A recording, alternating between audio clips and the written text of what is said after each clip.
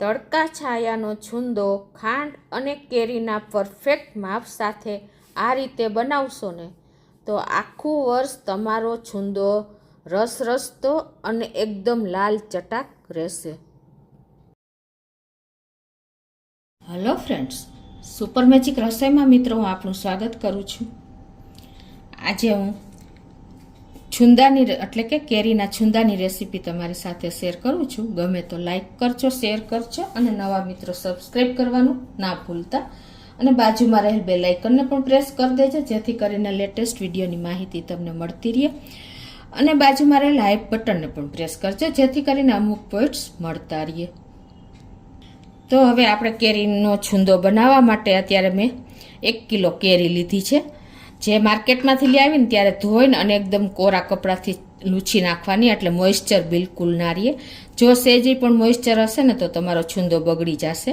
અને આખું વર્ષ સિઝનલનો જે આપણે છુંદો બનાવીએ છીએ ને તે આખું વર્ષ રસાદાર અને એકદમ લાલ ચટાક રહીએ ને એની ટિપ્સ અને ટ્રિક્સ સાથે તમને આ છુંદો પરફેક્ટ માહિતી સાથે બતાવીશ. કેમ કે જેનું અથાણું બગડ્યું ને એનું આખું વર્ષ બગડ્યું. એટલે આ રીતે તમારે પરફેક્ટ મેજરમેન્ટ સાથે જ છુંદો બનાવશો ને તો એવો લચકેદાર તમારો છુંદો તૈયાર થશે. તો હવે મિત્રો આપણે છુંદામાં કેરી માર્કેટમાંથી લઈ આવીને ત્યારે જ તમારે છુંદો જ્યારે અથાણું બનાવવું હોય ને ત્યારે જ કેરી લઈ આવવાની. ફ્રીજમાં રાખીને તમે જો છુંદો કે અથાણું બનાવશો ને તો એ પરફેક્ટ નહીં બને. એમ કે આખું વર્ષ તમારે સારું ન રહે. ઘણી વખત એવું થાય છે. તો કેરી તમે લેવા જાઓ ને ત્યારે એકદમ આવી કઠણ કેરી લેવાની છે. બિલકુલ પોચી નહીં લેવાની. પોચી હશે ને તો પણ તમારું અથાણું બરાબર નહીં રહે અને બનશે પણ નહીં. તો અને બીજું કે આવી ટપકી પડેલી કેરી હોવી જોઈએ. તો હવે આપણે કેરીની છાલ ઉતાર લેશું. અત્યારે મેં 1 કિલો કેરી લીધી છે. તો આની છાલ ઉતારીને આપણે એને ચપ્પેથી જ છાલ ઉતારશું એટલે એકદમ સરસ તમારી છાલ ઉતરી જાય. અને બીજું મિત્રો કે તમારે કેરીને ધોઈ અને 4-5 વાર સરખી લૂછીને 5 મિનિટ રાખી દેવાની. એટલે બિલકુલ એમાં ભેજનું પ્રમાણ ન રહેવું જોઈએ. જો તમારે ભેજ રહી જશે ને કેરીને તો તમારું મુરબ્બો કે છુંદો બગડી જવાના ચાન્સીસ છે. એટલે તમે ખાસ નોટ કરજો. કેમ કે અથાણાને અને પાણી બંને એકબીજાના દુશ્મન છે. એટલે આવી નાની નાની બાબત તમે ધ્યાન રાખશો ને તો તમારું અથાણું આખું વર્ષ ક્યારેય નહીં બગડે અને એવું ને એવું રહેશે.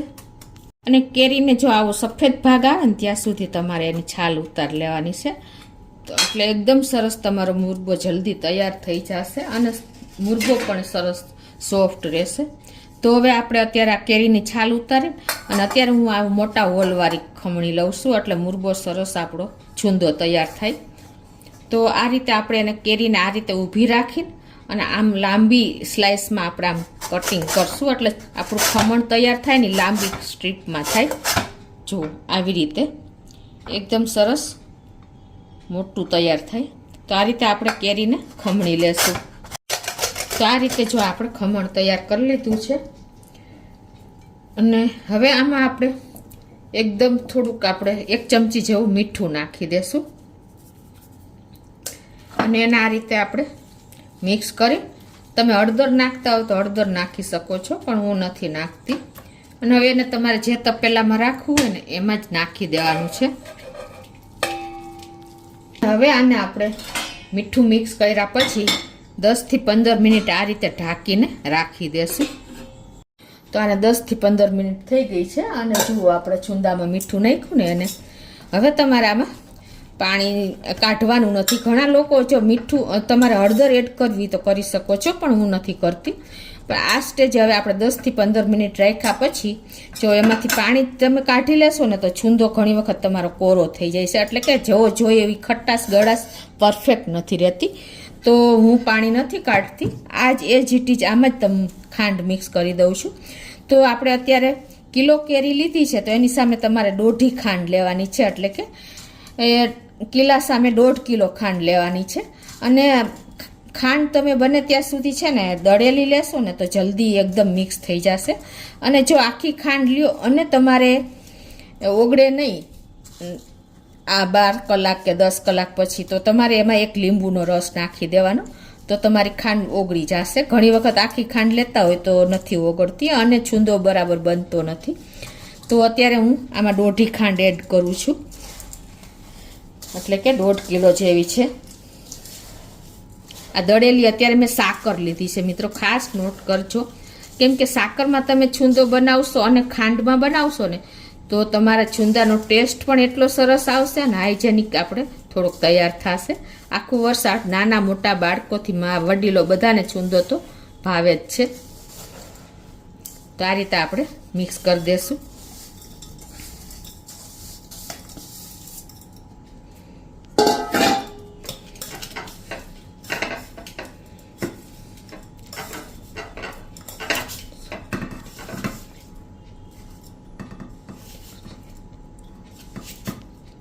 તો આ રીતે જો આપણે મિક્સ કરી લીધો છે અને હવે આને આપણે છુંદો બનાવો ને ત્યારે તમારે સાંજે તૈયારી કરવાની. એટલે આખી રાત તમારે જો આ રીતે ઘરમાં ખાંડ મિક્સ કરીને રાખશો ને એટલે પરફેક્ટ ખાંડ તમારી 12 કલાકમાં સરસ ઓગળી જશે.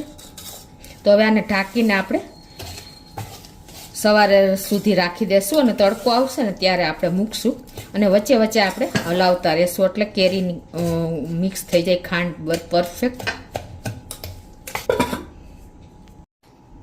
તો આ રીતે જો આપણે ખાંડ નાખીને ઓવરનાઇટ રાખ્યો તો છુંદો ગરમ જગ્યાએ છે એટલે ખાંડ એકદમ સરસ મેલ્ટ થઈ ગઈ છે ને વચ્ચે મેં 2 થી 3 વાર ઉપર નીચે કરીને હલાવી લીધું હતું. એટલે અત્યારે એકદમ આપણે જો આ રીતે મેલ્ટ થયા પછી જ તમારે એને તડકે છુંદાને મૂકવાનો છે. જો મેલ્ટ થયા પહેલાં મૂકશો ને તો તમારી ખાંડ એન્ડ સુધી ઓગળશે નહીં અને એમને રહેશે. અને કદાચ તમારે એવું થયું તો તમારે 2 લીંબુનો રસ આમાં મિક્સ કરી દેવાનો એટલે ખાંડ ઓગળી જશે. આખી ખાંડ વાપરી હોય તો ઘણીવાર નથી ઓગળતી. હવે આ રીતે એકદમ મેલ્ટ થયા પછી હવે આપણે એને આવી રીતે ઉપર કપડું બાંધી દેવાનું. તમારે હંમેશા સફેદ કપડું નહીં લેવાનું, થોડું કલરવાળું લેશો ને તો તડકો ખેંચશે. તો આ રીતે કપડું બાંધી અને પછી તમારે આ રીતે એને ગાંઠ વાળી દેવાની છે. અને ફૂલ જે તડકો આવતો હોય ને ત્યાં તમારે આ તપેલાને મૂકી દેવાની છે. 3 થી 4 દિવસ તડકા ઉપર ડિપેન્ડ હોય છે.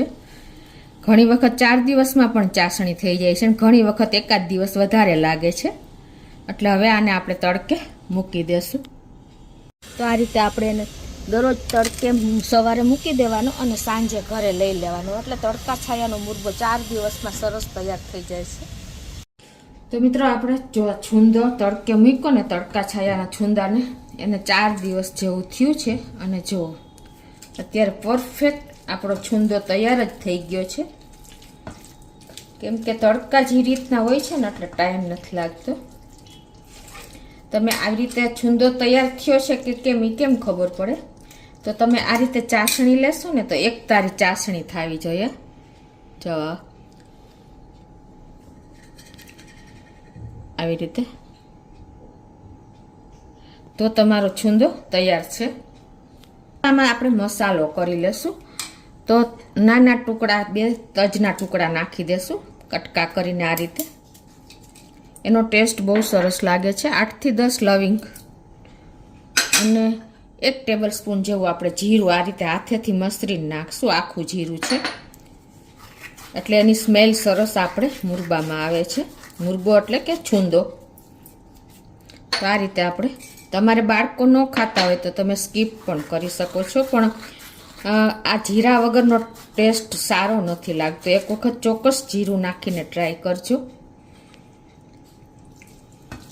અને હવે એને આપણે મિક્સ કરી લઈએ.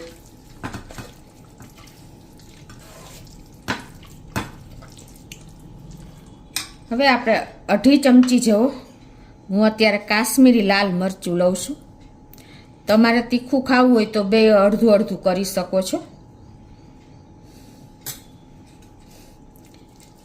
એનાથી કલર સરસ આવશે અને મીડિયમ એવું આપણે તૈયાર થશે. તીખું ખાવું હોય તો જ તમારે રેશમ પટ્ટો હાફ કરવાનું 2.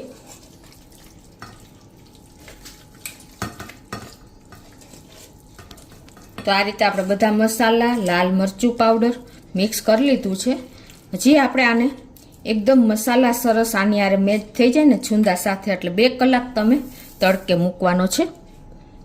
તો આ રીતે પાછો આપણે કપડું બાંધીને 2 કલાક તડકામાં મૂકી દેશું. પછી આપણો છુંદો રેડી થઈ જશે. તો આપણે મસાલો એટલે કે લાલ મરચું, તજ, લવિંગ નાખ્યા પછી 2 કલાક આપણે તડકે રાખ્યો તો મુરબો. અને અત્યારે જુઓ આપણો મુરબાની કન્સિસ્ટન્સી જુઓ, એકદમ લચકા જેવો આપણો રસાદાર રસરસતો મુરબો તૈયાર થઈ ગયો છે. તમને ખ્યાલ આવી જ જતો હશે. જુઓ, જોતાં જ ખાવાની ઈચ્છા થઈ જાય ને એવો આપણો મુરબો રેડી છે. આ રીતે તમે કેરી અને ખાંડનું પરફેક્ટ માપ રાખશો ને તો વર્ષના એન્ડ સુધી તમારો આવો લસલસતો મુરબો રહેશે.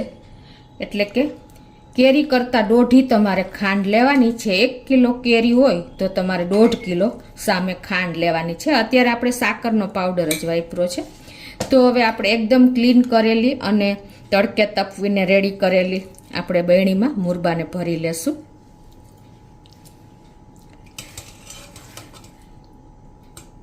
આ મુરબો મિત્રો નાના મોટા સૌને ભાવે છે અને એકદમ હેલ્ધી આપણે તડકા છાયાનો મુરબો તૈયાર કર્યો છે. એટલે બાળકો કે બધાને આવો રસરસતો મુરબો થેપલા સાથે, રોટલી સાથે મળી જાય, પરાઠા સાથે, તો બીજું શું જોઈએ. તો આ રીતે જો તમે નાની નાની બરણીમાં ભરશો ને તો તમારે એક જ બરણી ખુલશે, તો પણ તમારો મુરબો ક્યારેય ભેજ નહીં લાગે. અને આ રીતે તમે પરફેક્ટ કેરી અને ખાંડનું માપ રાખશો તો તમારો મુરબો જો આવો રસ તો એકદમ આખું વર્ષ રહેશે મિત્રો. છે ને, આવો મુરબો તમે ચોક્કસ ટ્રાય કરજો એક વખત આ વર્ષે. ગમે તો લાઈક કરજો, શેર કરજો અને નવા મિત્રો સબસ્ક્રાઈબ કરવાનું તો ના ભૂલતા.